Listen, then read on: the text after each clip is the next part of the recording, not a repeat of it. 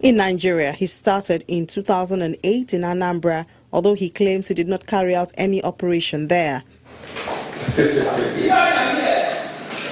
He then moved to Edo State, where he carried out 3 kidnap operations.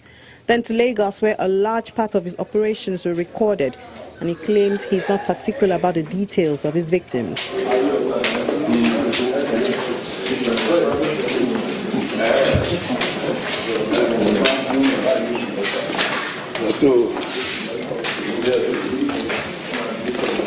I don't normally know names. Okay. You understand me now? But anybody I see that I know anything about is, I can easily understand. Because sometimes something will happen, you will not know the name of the person. I have people that give me information. I don't know where I can find anybody. We'll make phone calls, then we'll gather together. Where do you gather? Where do you meet? We can meet along the road. Like along the road now, you ask somebody to wait for you there. Or you can pick in with motor. He says he hardly meets with the gang members as they prefer to organize the activities via phone. I can make the call, but they can go and collect the money. It's when they bring the money, we have to share it, all of us. Their operations, which involve 6 of his permanent boys, were most lucrative in Festac area of Lagos. The highest money we collected is from Festac, $1 million. For somebody living in Festac. Another thing the Evans gang is known for is keeping their victims for as long as it takes to collect their requested ransom.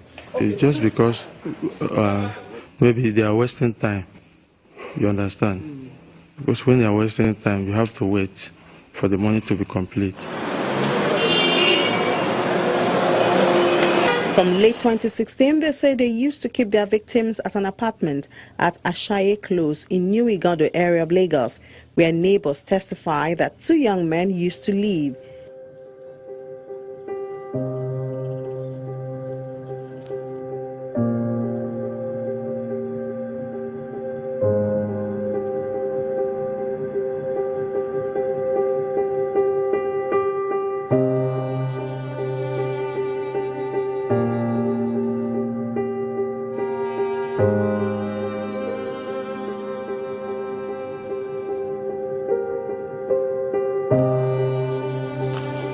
Their job, according to Evans, was to watch over them until the ransom is paid. Evans says that out of the money paid, the boys are paid 2 million naira each for each operation. This location also holds memory of the operation which began his arrest. The victim was said to have been moved here from the Jakonde estate location, but fortunate to escape. I want that day again. The one I see, I'm not waiting to tell me. The victim says he prefers not to speak about it. But security, I don't want. But Channels Television traced his escape route from one of the rooms where he was kept through the kitchen to the entrance, managing to escape his captors, who are said to have been sleeping in the part which is supposed to be the living room. He gets to the entrance and realizes that the gate can be opened in spite of the lock. And then perhaps by some kind of divine intervention, there were ladder-like structures which he used to jump over the fence to the next compound, where neighbors took him to the police. When this narration was told to Evans, his response was that he was double-crossed by one of his boys. And they called me that the man, that police have bust here. That police have bust here. I said, why? What happened? How come? So the other one was telling me, I said, it's a lie. If you people want to tell me what happened, you tell me what happened. I was accusing Uche. I was threatening him so I can be able to find out what happened. He was talking to me. I said, I must, not that you are telling me that you are sorry, someone escaped from here. You have to tell me, let me know how it happens. Do you understand? So that is how it goes. So are you convinced now that to know how it happens? Are you convinced now? I'm not convinced. You're not convinced? Yes. You still believe Uche sold you out? Uche or Adebayo? Sold you out? Yes. You are not convinced that the man escaped from here? Yes. Why are you not convinced? Why I'm not convinced is that Oga showed me something. Oga showed how the man, I'm a little bit, it can happen that way, but that man himself, don't have that mind. The man himself, I'm talking about, doesn't have that. He can't stand up from there. He, however, insists that no matter how long he keeps his victims for, he does not take life. Although there's a controversy on this claim because of one of the operations which his gang carried out and an orderly was killed, as well as 2 of his gang members.